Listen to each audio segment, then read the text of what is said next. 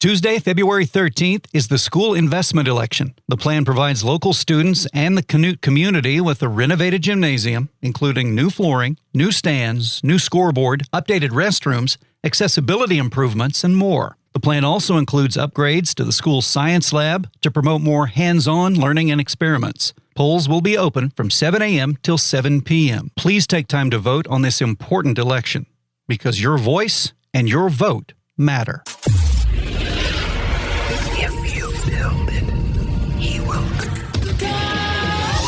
It's the Skinny on Sports Podcast with Aaron Cowk. I throw balls far. You want good words? Data language. Talk real sports with a real man. Come after me! I'm a man! I'm 40! And now here's the be-all, end-all, know-it-all of high school, college, and pro sports. Aaron Skinny Cowk with the Skinny on Sports. We're talking about practice, man. I'm the MVP. Good Wednesday morning out there, Western Oklahoma. Welcome to the Skinny on Sports right here on 98.1 FM, the Sports Animal. Glad to have you along for the next hour. We can talk about all kinds of stuff today, Jared. We can talk Big 12 football schedule, released at the end of the show yesterday. We can talk college hoops. What in the world? What in the world happened in Manhattan? That was a shocking result. Not necessarily that OU won, but the way in which they won. Because that hasn't been a place where they've had very much success. No, I already kind of wrote it off as a loss because you're right. The Octagon of Doom. The Octagon of Doom. Been just that for the Sooners. So wow. Yeah. Not obviously not. And it's a Big 12 road game. And almost anywhere you go in the Big 12, it's lost. Going to be hard to win. So that happened. The Pokes got disappeared in the fog, which I think we all saw that coming as a 16-point underdog. Rough night for top 5 teams in and around college hoops, as a couple of those lost. We can look at some bracketology if you want. Some NFL stuff. Are you surprised that Bill Belichick didn't have or doesn't seem to have a landing spot? I actually heard a pretty interesting conversation about this headed home from Chickasha last night that makes a lot of sense as to why he wouldn't. Another thing that has got people baffled a little bit in this coaching searches, Dan Snyder being replaced as the owner of the Washington football team, or the Commanders, it hasn't had the desired effect yet. Ben Johnson turned them down. A lot of people thought that was a lock, that the offense coordinator for Detroit was going to be the next Commanders head coach. That is not going to be the case. Matter of fact, they found out midair that he wasn't even going to meet with them as he was staying. They still were going to talk to Aaron Glenn, but that's an interesting situation because a lot of people thought that with Snyder out, new owners in, this would be kind of a kumbaya thing. Let's go back to Washington and recreate Joe Gibbs's success. It doesn't necessarily seem like that. And I don't know why, because there's a lot going for that franchise, it would seem like, as far as what the draft is, the cap space. It does look, what I'm saying is the Snyder smell still on that job. I mean, that dumpster fire's still on fire. They're still trying to put it out. Yeah, but that's the whole point of doing it, right? Maybe there's a lot of grease in that fire. They have some trouble putting it out. Also, NFL on ESPN, they had a list of the 57 Super Bowl winners from best to worst. I didn't even look at it yet. I have a list for everything nowadays. Yeah, no, this is a good one though. Okay. Because we can talk the Super Bowl without having to water down the Super Bowl. You know what I'm saying? Yeah. Like around the Super Bowl. Like, I don't want to over-talk the Super Bowl to the point I'm sick of the Super Bowl. That's correct. But this is the cool thing about this. We're not even talking about the game. Yeah, that's true. It's the history of the game. History of the game. It's kind of a fun thing to That's do. right. So I asked this question. Who are your top 5 teams to win a Super Bowl? Oh, man, I'd have to go and look at the list. Well, that's why I sent you this early. I didn't get anything, by the way. Oh, you didn't? No. Oh, man, are we back to Paul at KECO? What happened? I don't know. Darn it. Okay, so that's what I had in mind. Also, high school hoops last night. We'll tell you what happened around the area, and the prize pack has been announced for the Tucker Family Beef 8 for State contest. And what a prize pack it is. And guess what? We're going to have 2 winners this time, not just one. Well, I thought 3. Well, there could be a third if that person wants to pick that up. 225-9698 is the phone or the text line. That is 225-9698. Give us a call, shoot us a text. We can talk about any of those things. If you got something else on your mind, feel free to chime right in at 225-9698. If you're going to be outside the listening area, stay in touch a couple of ways. Log on to KADSAM.com or download the app. The app's got it all. Radio, Penny News, brand new edition of the Penny News hit the website last night at midnight, thepennynews.com. Our fearless leader will be headed to get the print edition of the Penny News today. You can go pick up a free copy of the Penny News. Some places tonight, other places by tomorrow. Big Elk and Paragon TV winding down the high school basketball season. It's amazing. Playoffs start next week.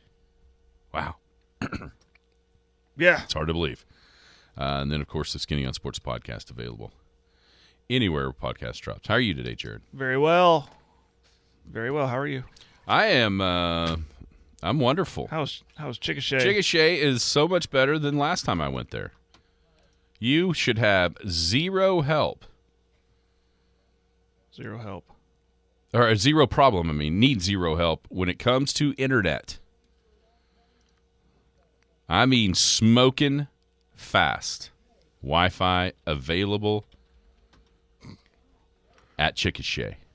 Zero problems. Oh, and yeah. that's the first time I've been there where it wasn't good. constant. Good. Checking red, yellow, yeah. red, yellow, red, yellow.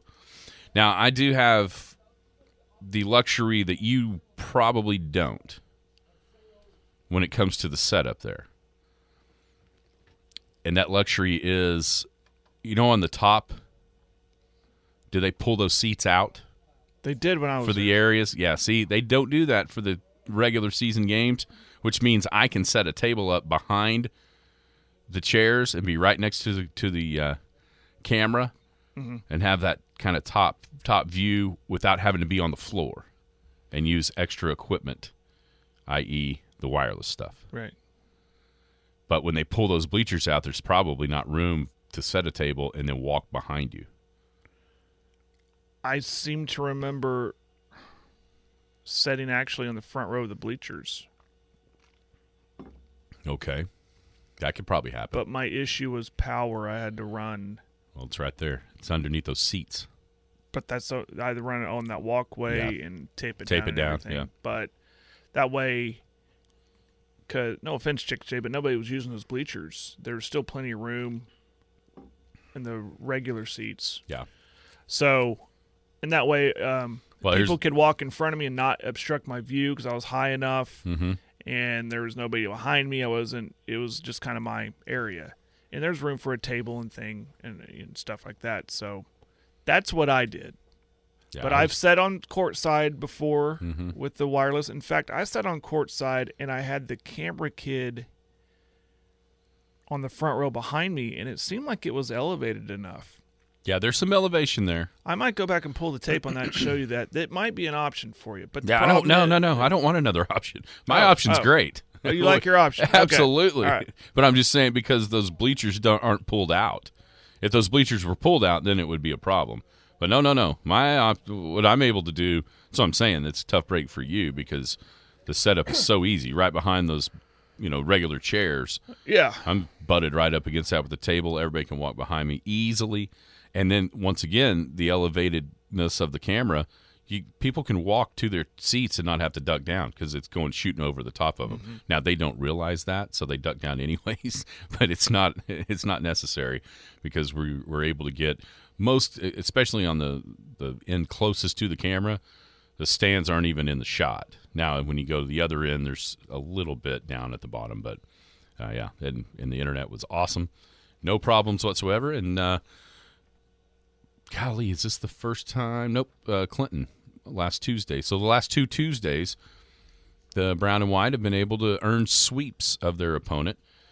The Elkettes played good in spurts and didn't play very good in other spurts. You can give Chickasha some credit for those bad spurts, but They were good enough to win 46-41. That's now 5 out of the last 7, only 4 under 500 after 1-7 start before Christmas, which led to 1-8 after the first game coming out of the break against Anadarko. So really, a really good work here down the stretch of the regular season by the Elkheads. Abby Brown continues to play great. She had 18. Ella Satilli scored 9 points, and also Campbell Garbarino with 8. So the Elkheads hang on and defeat Chickasha 46-41. Then on the Big Elk side, what a weird game. So the first half, Cole Bowie had 13 of the 21 Elk City points. Chickasha only scored 17. And it's like, man, first to 40, going to win this puppy? And then in the second half, Damon Jackson had 17 second-half points. Alex Cup had 12 second-half points. The Elks put up 28 in the third quarter, which has to be a season high for the quarter, 42 for the half.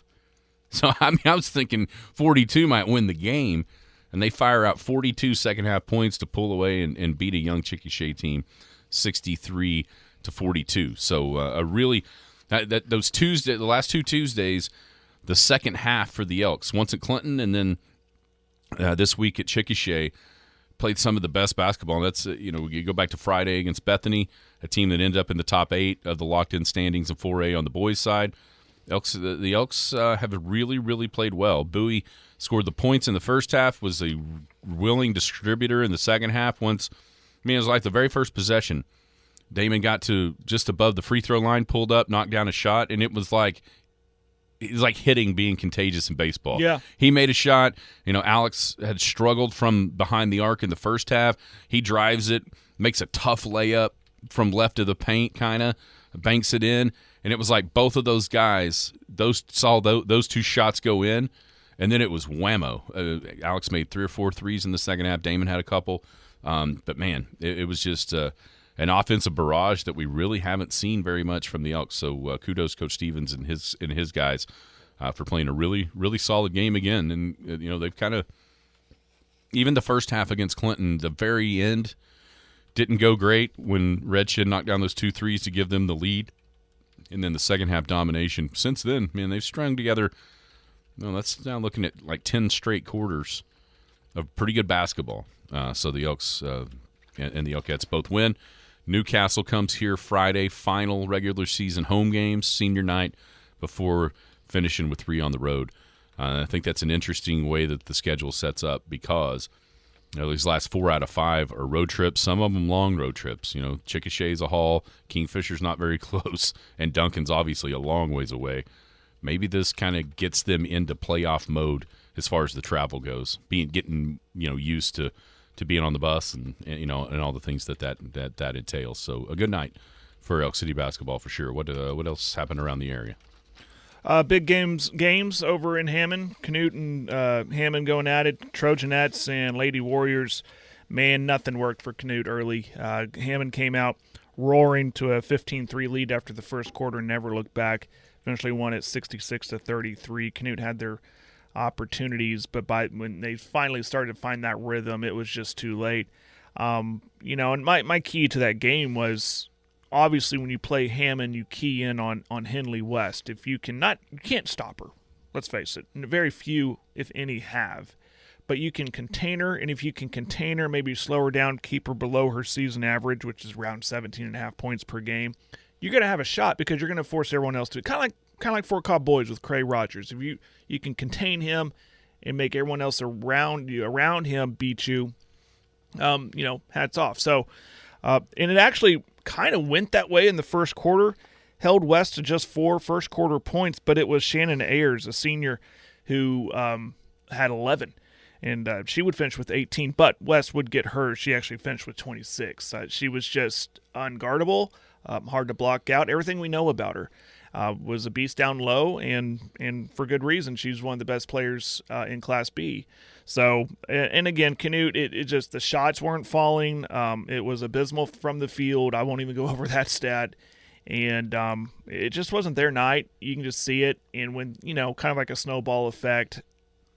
But I'm not saying that trying to take anything away from Hammond. They are one of the top. They are the defending Class B state champs for a reason. They are one of the top teams in Class B for a reason. But you want to play those games. I said this last night. You have those early tough matchups in the year to find out what kind of team you can be. This is a game late in the year to find out what kind of team can you be in the playoffs. What can this springboard you? Can you use this as momentum? So for me as a Canute fan, I just hope this isn't a game or a loss that beats you twice because the outcome is so lopsided. But I don't believe it will. They got a very winnable games to wrap up this season. They host district. They're well coached. They'll be fine. Hammond is going to go far. I think we knew that going in. There were some questions with some losses that they had, but looking back at it in hindsight, those are good losses. You lose a couple times to a Merritt team that's top 3 in Class 2A. La Mega, we know about them. Sealing, we know about them. And then there's that one loss at the very, very beginning of the year to Sentinel, and we all know why. Henley West wasn't there. So this is a good team. Coach Conley has a good team over in Hammond, and Coach Railing will get her girls to bounce back. 4 girls highlighted by Destiny Jackson. It was her first game back after a 3-game absence with that injury. And another question for me was, is she going to come back firing all cylinders, or is it going to take a little bit to get going? Maybe you kind of wish it wasn't the opponent wasn't Hammond. Maybe it was somebody else to allow her to get reacclimated to get back. She did finish with a team-high 14 points, but she only had 2 first-half points. So by the time those other points came, it was what it was. Emily Cantwell, the senior, played, in my opinion, great. She was my player of the game because she never stopped hustling. She was, pretty much all the offense in the first half. Had led the team in steals. Just playing like a senior leader you would expect to play. But again, Canute will bounce back. They'll be fine. Hammond's a really good team. If they're not there on Friday, if not Saturday, that might be a disappointment. We knew what we were going to get with West. I was impressed with Ayers, right? Because the big question going in for Hammond was who's going to replace some of those guards that they lost off that championship team. She was very good in the right spot, hustled. I can't say enough. Did really because well. of West's ability, even last year's team, those if you weren't paying attention, Maylee Cheney especially. But, there was others, Espinosa, Binkley.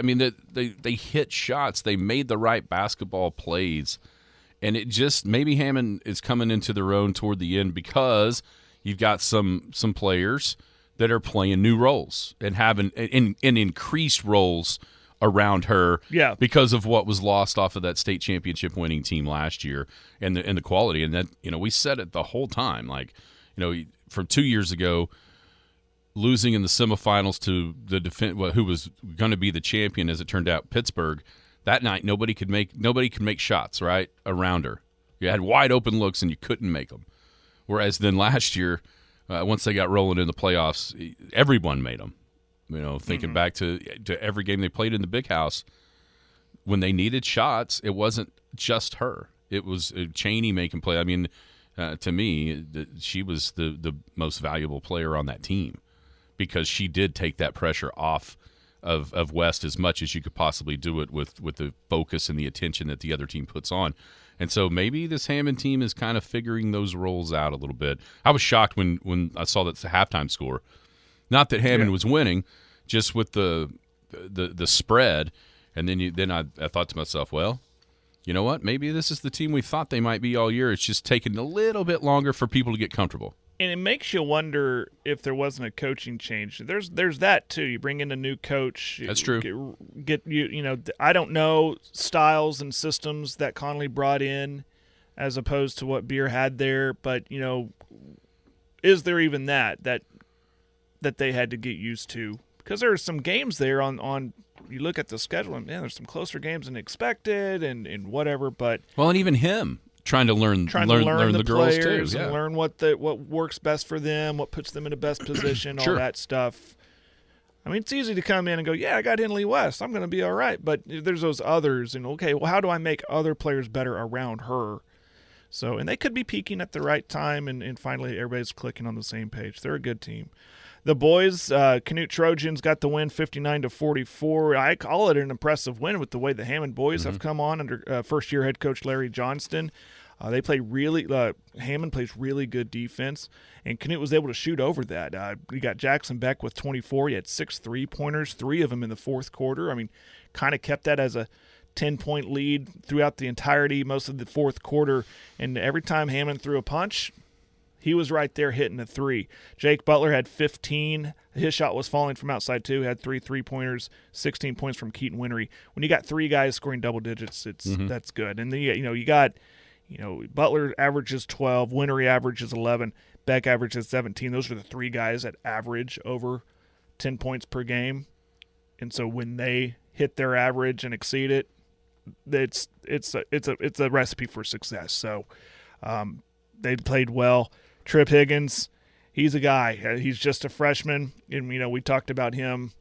He caught our eye just hitting those shots in the big house, and it was no problem. He hit just 2 3-pointers, but one of them he was so wide open, and you saw Canute's coach Steffes just put his hands up on his head like, what are you doing leaving? And he hit it, you know. So, and it was fun watching him versus Jackson Beck. They were on each other most of the night. They both kind of have the same stature and the same game.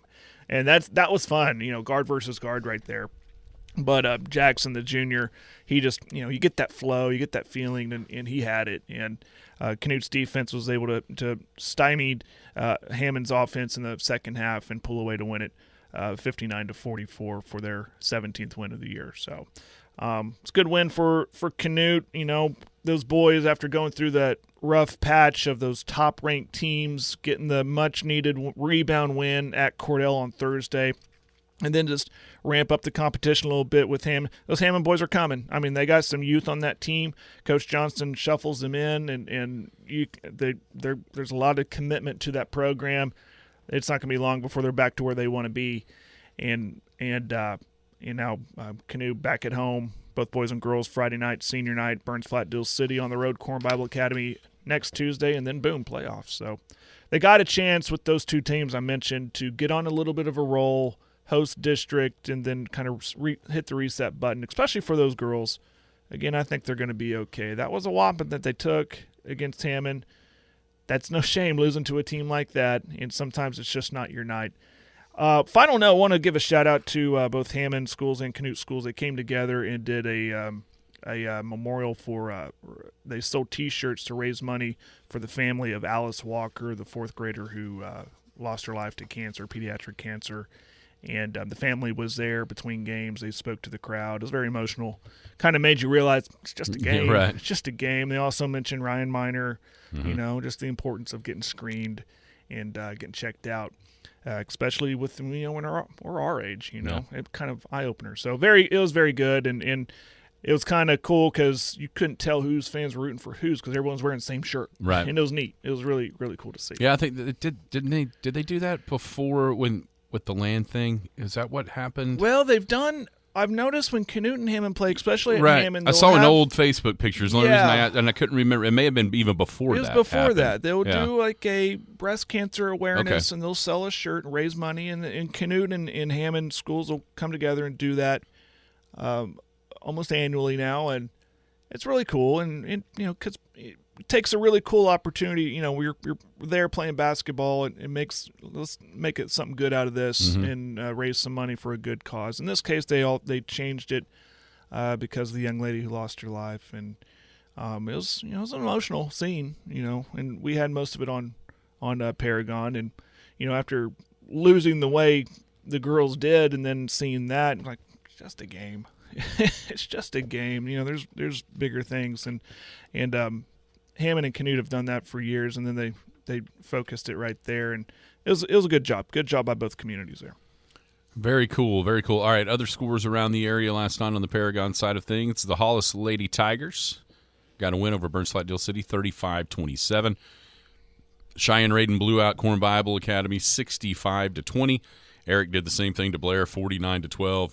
And then Arapahoe Butler clipped Henton, 57-52. Leedy won at Moreland, 50-35. Boys' final scores from those same games. Let's see here. Hollis beat Burns Flatdale City 53-44. Eric clipped Blair 35-30. Cheyenne Raiden bombed Corn Bible Academy 79-39. You mentioned the Canute beat Hammond. Repo Butler knocked off Hinton 53-33. And then maybe the surprise of the night, Moreland knocking off Leedy 63-47. Maybe not the margin of victory was kind of a surprise for me. I don't know. I haven't, and here's the deal. I've seen a very small sample size of Moreland. That one time I went up there, and I look at the football school side of things, and you have no idea who played. We don't know. That's a totally different team. Could be from December to now. Well, early December to now. But that is, and then Leedy too. Yeah, you don't know what happened there, but that was a little head scratching. Let's see here. Yeah, that was 12-9. Moreland 12-9. Anyway, sometimes it's like I said earlier. Sometimes it's your night. just not your Yeah, night. that's true. Sometimes just nothing falls for you. Nothing's working. Tis Sometimes true. I mean, it felt like it obviously probably. I probably overreact to it when I see it, but it just when. Oh, there you go. Puffenberger didn't play. Well, that's a big reason why. Yeah, that's what I'm saying. Yeah. That's why you never, since we don't get to sit down and watch these games, you kind of, when you see a score like that, you think, wonder what happened. Well, there you go. That's nobody. Yeah, that Appreciate that on the text line. that hurts. That completely changes what Leedy does. Yeah. Makes sense now. See, there you go. Well, that actually now you go, okay. Well, okay. The Tucker family beef. Now that just raises so many questions. I mean, Well, just maintenance hope maybe. he's okay. Yeah, just give him a little break here before the 270 conference tournament. Yeah. They have that. That's this weekend, right? I think so. Before right the playoffs. before the Yeah, playoffs. they'd have to be. Which I'm sure that they're in the title game of that. Yeah. So, anyway. Well, I hope it's nothing major. That's what I'm saying. We don't let want him to see out. that. Yeah. Let him have a rest. All right, Tucker family beef, 8 for state. So here's how this works. You text us in on the show. You can. I've got multiple Facebook posts about this, all strung throughout Facebook on my page, the Big Elk TV page, Skinny on Sports page, the Paragon TV page. Give us your 8 for state in Class A and B, boys and girls. That's how you start out. So you'll pick 32 state tournament teams between those 4 classifications. From there, once we get to the state tournament, the brackets will be released, and then you'll fill out the bracket all the way through for each of them, for all 4. Point for winning the first, point for getting the first game right, 2 for the semifinals, 3 for picking the champion in the bracket correctly. And then we'll tally up all the points, and the winner will get an awesome prize package once again from Tucker Family Beef. Today's picture I posted was that giant pile of awesome prime beef from Tucker Family Beef that Coach Ham won last year with Ella alongside as well. You could see the smiles on their faces and the looks in their eyes of delicious food coming their way. This year, the prize pack is 4 prime Tucker Family Beef ribeyes. We have both indulged in a Tucker Family Beef ribeye, and I don't have the words to tell you how delicious it really is. 4 fillets, 8 hamburger patties, and 20 beef sticks. The new beef sticks that have been around just a little bit. So that is the prize pack for the winner. Second place, there's a second place prize, and you can get 20 beef sticks, snack sticks from Tucker Family Beef for the runner-up. Dead last gets a huge dog bone. We appreciate Monty. Someone's puppy's going to be happy. Yeah. We appreciate Monty, Tucker Family Beef. So that's how you get into this contest. You can text us what your state tournament teams are for Class A and B, boys and girls. You can post it in the comments underneath any of those Facebook posts. That's how you do it. We'll keep track of it. We'll have a leaderboard going like we did last year, probably on the Paragon TV page. I think that's where we put that last year. Was that way you could check and see how you were doing against everybody else. tally everything up. Once we get to the state tournament, you'll kind of know where you stand going in to the state tournament week. So if you're a little bit behind and you want to try to pick an upset or two to catch up, you can do it that way. Or if you're ahead, you can try to think in your mind what everybody will pick. That way it doesn't matter who wins. You can't get caught. Is the way that goes. Yes, that starts next week. Have you seen brackets yet? No. Is that coming Is that not Friday? Friday? There's not a – used to it said in the I didn't see that. Well, I haven't even checked. When I I look for- just assume because last Friday was the pairings, this Friday would be the brackets. We've been One would assume. saying Thursday is when you have to get these in. But once we see the brackets, if there aren't games Thursday, which there might, it just depends on referee and that kind of thing. They might they might go Thursday, Friday, and Friday, Saturday, and other ones. We'll just have to see. But once we do see, then we can guarantee. But if I were you, I would get them in by Thursday. That way you can be safe. Make sense? Yeah, I can confirm Area 2, District 5 will be Friday, Saturday. Yeah, that's what That's I got. the Canute District. I can confirm that. I got to thinking about that. I'm like, well, why would they play Thursday? If They it's a just play four- Friday and Saturday. It's a 4. Who cares? I mean, just play even if it's a 4-team, you could play Friday, Saturday. Friday, Saturday. Yeah, but then I thought, well, maybe Thursday if there's a ref to try to get as many that's the officials thing. Yeah, available. yep. All right, we'll be back. Skinny on Sports right here on the Sports Animal.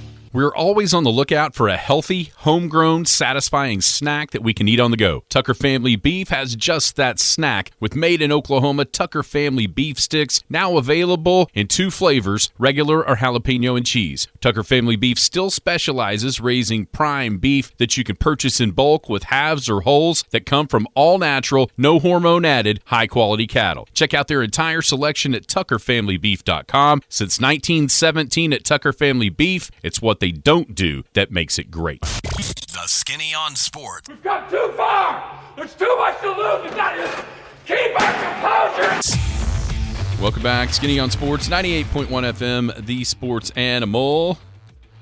Hanging out here on a Wednesday. All right, so you did not get a chance to think about your top 5 Super Bowl teams of all time. I found the list and gives me an idea. I mean, there's going to be some obvious ones that you always go back and think about, which kind of came to my mind. But so we can talk about it. Go for it. Let's talk about the Big 12 football schedule. Okay. That way it gives you, you know what I mean? Yeah. It's a little unfair. And quite honestly, I didn't think about it a whole bunch either. Did you see all the schedule reveal videos from the schools? No. I only saw a couple, and I'm hoping. It made me think. Okay, the Big 12 told them, "Hey, think about doing something like this." So I saw a couple. One were from Central Florida, and the other one. Actually, I saw 2 from Central Florida. I think one was fan-made, one was made in-house, and the other one was made from BYU, and BYU is far ahead the winner. They used a schedule reveal as seen through episodes of Seinfeld. Oh, sweet. It was so funny. Like when they're going to go to Orlando to Central Florida, they used a scene from one of the episodes where Kramer decides he's retiring and moving down next to Jerry's parents, and they're making like, you can't live down here. This is where people come to die. It was great. There's all these various scenes of Seinfeld. In Central Florida did one, and it was confusing. I couldn't get through it all, but it's pretty cool. I like those schedule reveals. Yeah, it's very, the new arms race in college football is almost some of the social media teams. Absolutely, it is. Because a lot of one of the big conversations around college football right now is, it used to be facilities, build them. Now it's like, do I really want to build that or just give them money? Well, yeah, and then for the NIL, or if you have a strong social media presence, and Lincoln Riley saw this early when he was at OU. You have a strong social media presence. You can almost entice a kid to go, listen, we have this many followers on Twitter. You can be the cool school. We can tag you if you come commit to us, and you too you could be an influencer on the football field or whatever it is. It's true. It really worked. I mean, that's being here. That's something you noticed is year in and year out, signing classes or whatever it might be. Oklahoma was right there on the forefront, the cutting edge of a lot of that social media stuff. To the for point, sure. Wisconsin copied them this year Yeah. with their From like 4 years ago. From like 4 years ago, like shot for shot with Yep. the record store. Yeah, it was. There's no doubt that that's become a thing that I don't know that anybody saw coming a few years back. All right, just kind of glancing at the Big 12 schedule. First Big 12 game this season will be down in Fort Worth. UCF traveling to TCU. It'll be September 14th. So that's the first Big 12 game in the new iteration of the conference. 29th year of the Big 12. First one without Oklahoma and Texas, obviously, and there's some new schools coming in from the Pac-12. We were talking about it off the air, but Kansas, their 6 home games, 2 non-conference, 4 conference games. None of those will be played in Lawrence. David Booth Memorial Stadium. You know who David Booth is? Did you ever see that? No. You ever see the 30 for 30 where they were going back and forth, Kansas and Duke, over the Naismith original rules of basketball on the bid? It was the worst 30 for 30 of all time. Then I didn't see it. It was terrible. All it was basically guys sitting in a room doing an online auction, and whether or not David Booth, he was the KU guy, whether or not he was going to pay $3 or $4 million to keep the Naismith basketball rules in what they feel is their rightful home in Kansas. Yeah, right. Okay. Yeah. It was, anyway. That sounds incredibly boring. It really wasn't that great. That's For a series that's been phenomenal, it's down toward the bottom of those. But anyhow, I'm sure he's given a bunch of money for this too, to renovate the stadium in Lawrence. It's not going to be ready, and I think they're actually kind of putting a district around it too, probably a mini P&L like they have in Kansas City, to try to generate some buzz okay. off, just Yeah. around the stadium, around the campus, or what have you. So there's going to be construction going. It's cute. not going to happen. So KU's going to play non-con games at the MLS stadium in Kansas City. Then their 4 conference games will all be in Arrowhead. So that's an interesting little side note to what I'm is not going on. familiar with how far Lawrence is from Kansas City. Not very. It's not very far. I don't think so. Is it like Norman far from Oklahoma City, or is it like Stillwater to Oklahoma City? You going to Google map it? Like, I can see that working for 40 minutes. 40 minutes. Yeah, that's not gonna be a problem. That's not gonna be a problem. I just worry about. I know Kansas is playing really good last couple of years. Do they have enough fans to say, yeah, I'll commit to going that far to watch them play this season? 35 miles west of Kansas City. Oh, that's nothing. That's Kansas City, Kansas. Yeah, that's nothing. Yeah, not very far. They'll be fine. Not very far. It always seems to favor them in basketball season when the tournament's played there. Wherever they play. Where? No. If people are gonna rip OU softball for playing in Oklahoma City, I can rip Kansas basketball, right? I mean, When you they can. play in this Sprint Center. I mean, it doesn't matter where they play. Same thing for OU softball. Well, no, I'm not talking about winning. No, I'm about Whistles the advantages. or non. That's why they go so crazy when it doesn't work out their way, like it did Hilton Magic in the middle of or toward the end of the first half the other day. Bill Self almost lost his toupee. He was so mad because the call didn't go right, and he got technical foul. Listen, you can't hit dudes in the head. It was a layup. The guy was trying to block a shot. I get it. I totally get why he would be upset if it was 2015. It's 2020. We all know if you hit a dude across the head, whether or not you're going for the ball or not, it's going to be a flagrant foul. We've already had this. We've already had the period of uproar about this. Yeah, it's a basketball play. Yeah, he was trying to block a shot, but he elbowed him in the head. But Aaron, It's gonna it's be Kansas. It's gonna be, but it's like it's like that rule was brand new news to Bill. Even though TCU lost a game in the fog earlier this year when a guy's back of his hand hit one of the Kansas guys in the face, completely inadvertent, by the way. Bill must have forgot that play. Anyway, so KU not playing any home games. I was looking at some stretches, and a couple of them caught my eye. One, Arizona, brand new addition into the Big 12. Their road games are really difficult. in my mind, at least for what I'm thinking these teams are going to be. Their road schedule is at K-State, Utah, BYU, Central Florida, and TCU. Man, that seems incredibly hard. Mm-hmm. If you could kind of start thinking about, okay, where would you not want to go in the new Big 12? I would put a couple of those right at the top of that list. Maybe their first one at Manhattan, Kansas State. Kansas State, Utah, back-to-back.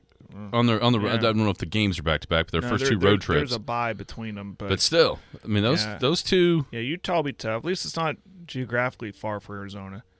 BYU, same thing.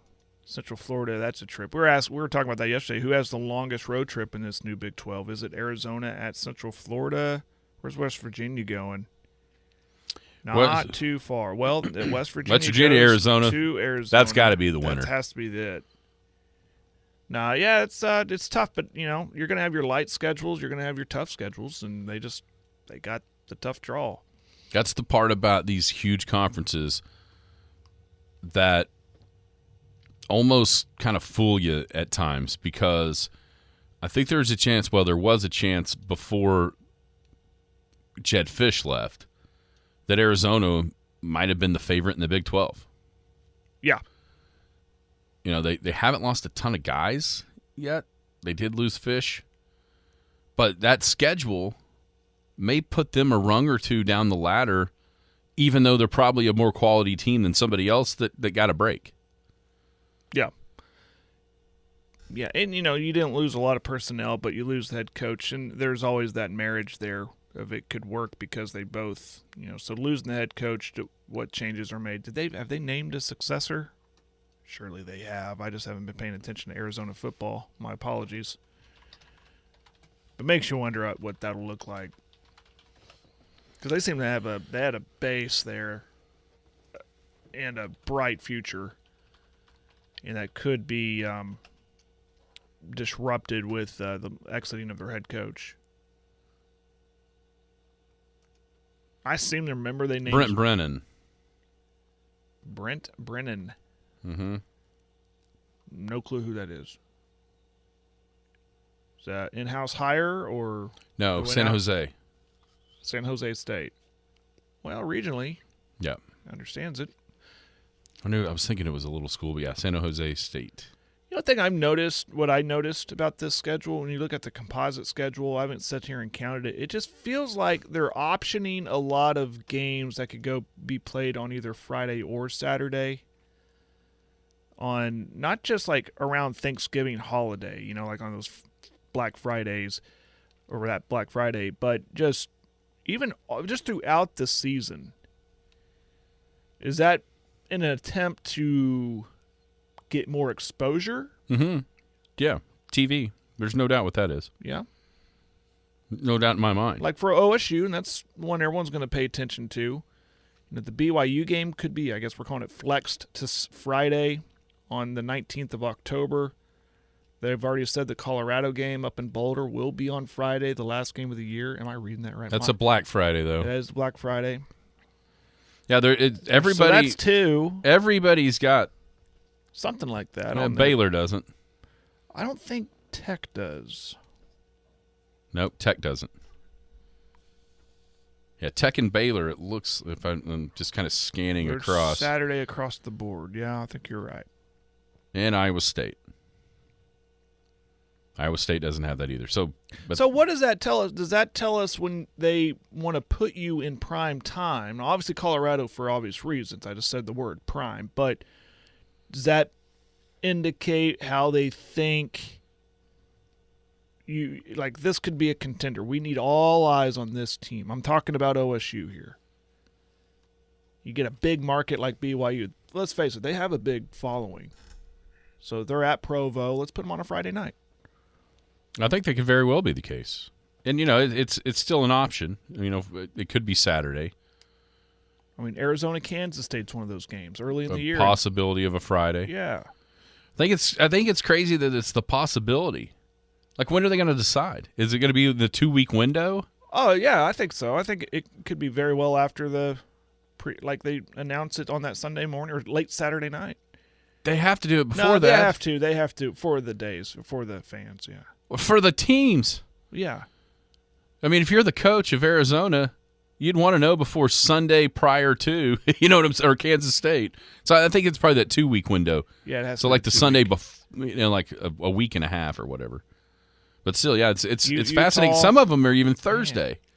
So Arizona's game, Check this out. I'm sorry. Go ahead. Arizona's game the 16th at home against Houston, it could be Thursday, Friday, or Saturday. 4 Big 12 games on Black Friday. Very interesting. Utah at Central Florida. Obviously OSU, Colorado. No, just 2. Oh, I'm just 2. I see what you did. I did the same thing. When I first looked, I was like, yeah, there is a bunch. But it's both teams. Dumb. I only had 1 cup of coffee this morning. But so still, half that's my brain's working. that's got it's TV related. There's no doubt. Now, another tough stretch in. You mentioned OSU, man. As one of the teams that's favored to kind of run this conference or be at the top of this conference moving forward. Schedule makers didn't do them any breaks to start. Man, I thought they really screwed him because I got a bad schedule, and I thought that they put the At the Texas end? Tech game on the road. Yeah, but the start is incredibly hard. I mean, your first 2 conference games are maybe the other 2 or 3 best teams in the league, hosting Utah at Kansas State. Then West Virginia at home, at BYU, at Baylor. Man, that's rough. it's pretty rough to start. And you're right. And then 3 of the last – so that's the start. And then you got 3 of the last 4 on the road. Or 2 of the last 3, I'm sorry, on the road. With the Arizona State squished in between Baylor and TCU road games. Well, they're familiar with Arizona State. And then, at the beginning of the year, the second game of the year, Arkansas, what Arkansas? Yeah. Last year's Arkansas or, 3 years ago, Arkansas? No, they're sticking with their coach, with Pittman. So here's an interesting. It's almost he has to win this year mentality that Arkansas is going to have. We see that Arizona-Kansas State game. That's not a conference game. Say that again? That we saw Arizona at K-State. That's not a conference game. There's 2 games that aren't conference games. That one and BYU at Utah. Those were already scheduled non-cons. Really? Yes. And they continued, they kept them in there. Yeah, so Arizona at Kansas State on the 14th. My guess is it's a return. Wasn't Utah at BYU this year? Wasn't Utah at Baylor this year? The just completed season? Yes. So I think what they did was they kept those non-conference games in their schedules to allow the return trips. But those 2 games are not conference games. I'm surprised we're not seeing a TCU at Colorado non-con game. They don't even play each other this year. But they already played 2. Was it they already played the 2 TCU games? went to Colorado the year Okay. before. The year they played for the title. My They went brain there doesn't- early, yeah. My brain doesn't go back that far. Okay. Yeah, so 2, it says here in this article, 2 games featuring new conference opponents, and it's Baylor at Utah, Arizona at Kansas State, are non-con matchups because of the return. Can I rip a couple of schools? Okay. You realize November 16th is open for both OU and OSU? We can't get this done, Bedlam Brothers. Come on. It's open. Well, you can't have an extra game. It's open. Then drop South Dakota State In Maine. in Maine. Put the stubbornness aside.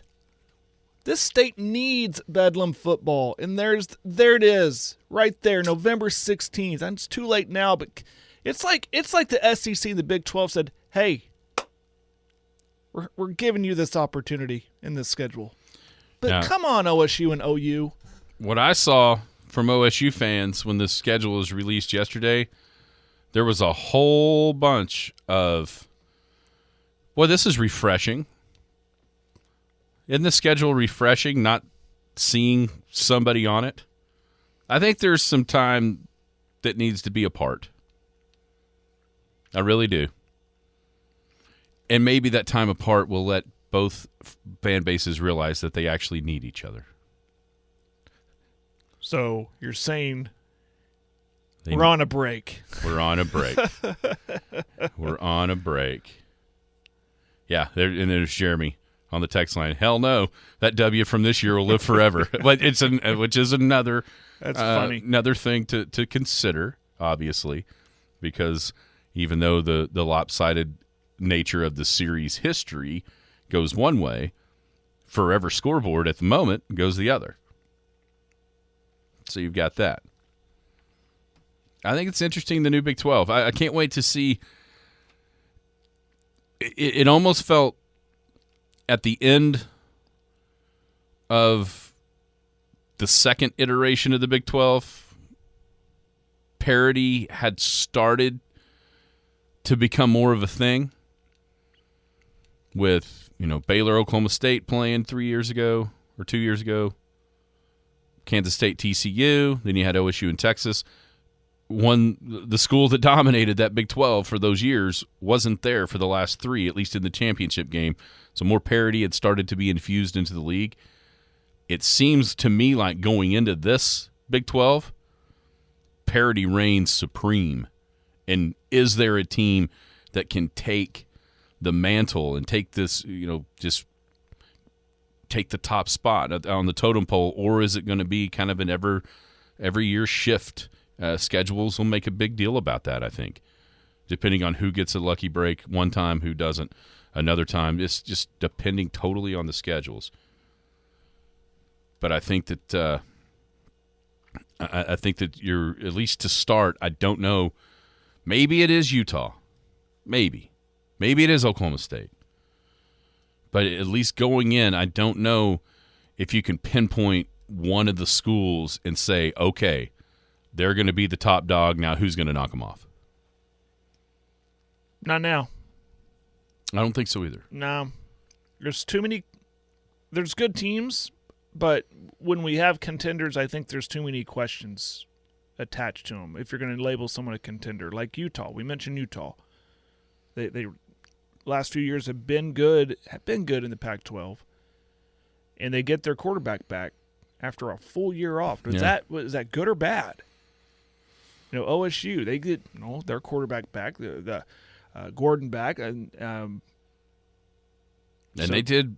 The difference in the transfer portal from a year ago to this year for OSU is night and day. They had one of the better transfer portal years of anybody as far as not losing guys. Kansas, they get their Daniels is back. Daniels back, their quarterback back. But at what point do they just go, man? Yeah, we're Kansas. Maybe maybe not don't. playing at home this year is bad for them. We're good. I don't know. There's questions. There is. What about Prime? What about Coach Prime at Colorado?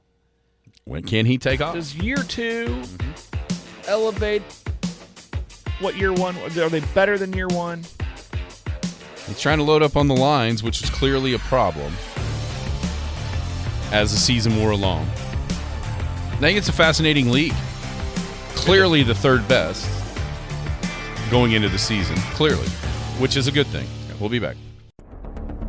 Hey, Western Oklahoma schools, listen up. How would you like to win a $5,000 interactive smart display for your school? Thanks to Video Reality, an audio-video business in Oklahoma City, you could be awarded one. Here's how. From now through February 28th, anyone can text in one time per day through the entire promotion. The winner will be announced during our live coverage on the ParagonTV.com and Cool 94's coverage of the Saturday, March 2nd Class A and B basketball championships. Here's how to participate. The text line number is 580-225-9697. And in the text, simply type in the one-word name of the school you choose to support. We are so proud to partner with Video Reality that through their gracious gift in this promotion, some lucky school will be awarded a $5,000 interactive smart display. Remember, send a text to 580-225-9697. Type in your school's name. It can only be one word, and send it. Limit is 1 vote per day per phone number. Good luck. Video Reality, your audio, video, and control experts. The Skinny on Sports. Mark. Yeah. Yeah. Welcome back. Skinny on Sports, 98.1 FM, the sports animal. Thoughts on the text line about the new Big 12? I don't think we see a team dominate like OU did for most the last 20 or 30 years. I agree with that, going in for sure. I think it's going to take somebody to establish that because I think there's just too many teams that are pretty good. Yeah, and the big reason why OU dominated, it was a top-heavy league back then. Not take a thing away from OU, but this is parity at its finest because there's a lot of really of good teams, and it's hard to sustain when you have so much challengers. But and then it's a different world too with how conference realignment is what it's given us. The bigger conferences, I think we got more participants in a conference. It's harder to win. But yeah, this Big 12 is fun. Now I can't wait for the basketball schedule. Whoa.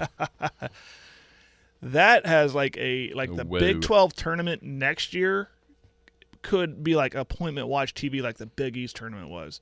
Like every game is going to be fun.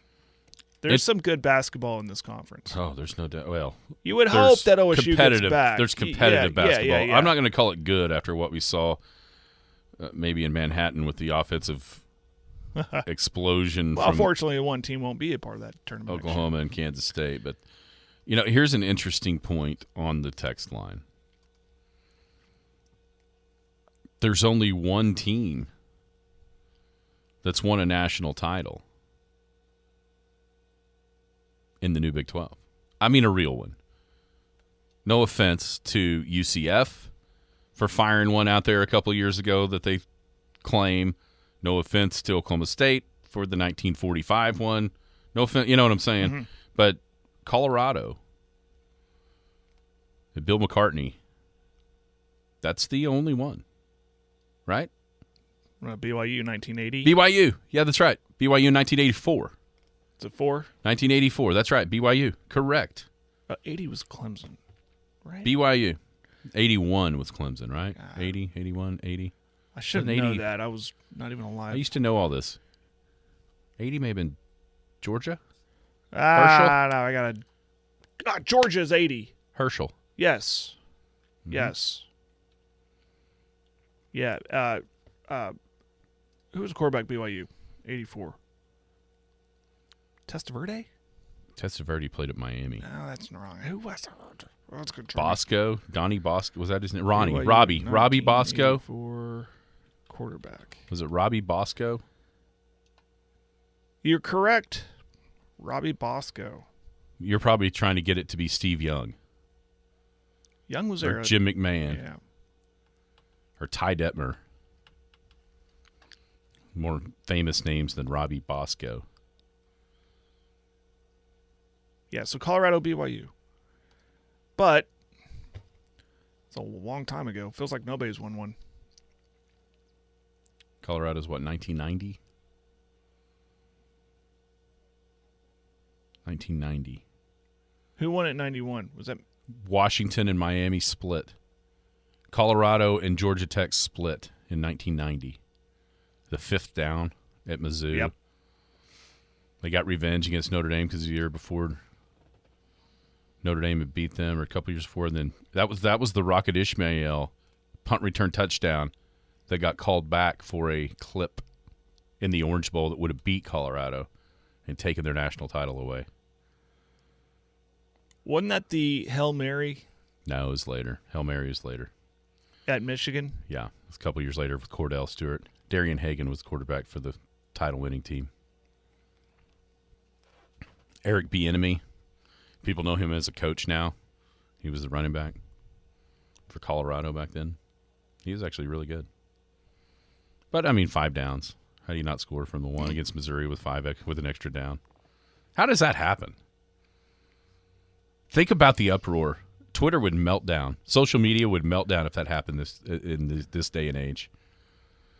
First off, how does a recovered onside kick get overturned? Never found the ball. When it's clear. They never found who had it. So clear. The referees would refuse to look at Alan Patrick holding the ball up in their face. They closed their eyes. And that was in the age of replay. There actually was replay that still gave the ball to Oregon. That's true. Unreal. It's hard to imagine. Last night, college basketball is weird. Listen, it's weird because it's watered down. It's weird because there's not really very many good teams. Nah.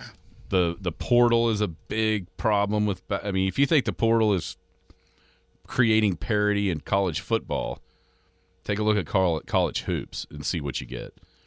2 top 5 teams go down last night with South Carolina. South Carolina is about to be ranked. Georgia Tech beat North Carolina. Did you see that final play for North Carolina? No, I did not. I didn't. Oh my gosh! Speaking of the officials closing their eyes, that guy from North Carolina just absolutely got body checked sideways, tried to get off a game-winning shot, didn't happen. Oklahoma wins by 20 on the road. I think I'd seen it's their biggest road win in the Big 12 in like 5 years since they went down and smoked Texas one time. 73-53. It was not a masterpiece of offense for either side. Sooners shot 42%. Kansas State shot 30% for the game.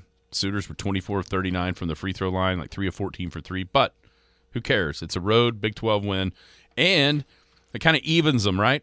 They won at Cincinnati and Kansas State, lost at home to Tech and Texas. 9-9 in this league, and you will be a top whatever seed in the tournament. It was funny because listening yesterday, I started thinking to myself, boy, howdy, 3-4, you lose tonight on the road, 3-5, lose again on the road to UCF, 3-6. At what point do you start wondering about Oklahoma's nosedive out of the tournament? Is 7-11 good enough in this league? Probably with their record. Probably. Because that would put them at 19-12 with the wins. Probably depend on who they beat and who they lost to. But even in the record at 4-4, now you get a little bit, kind of take a breath. And, man, if you can go down to UCF and win, then all of a sudden maybe put together a couple wins in a row to really give yourself a chance with home games against BYU and Oklahoma State coming up next week. Yeah, Central Florida won't be – Central Florida's beat some good teams already. In there, so that won't be easy. If they can steal that one, host a ranked BYU team, host Oklahoma State, it could get maybe a little bit on a roll. Yeah, if you win 4 in a row, you go from 3-4 to 7-4. Oh, yeah. That'll put you in the top 4 or 5 of the league at that point. Yeah.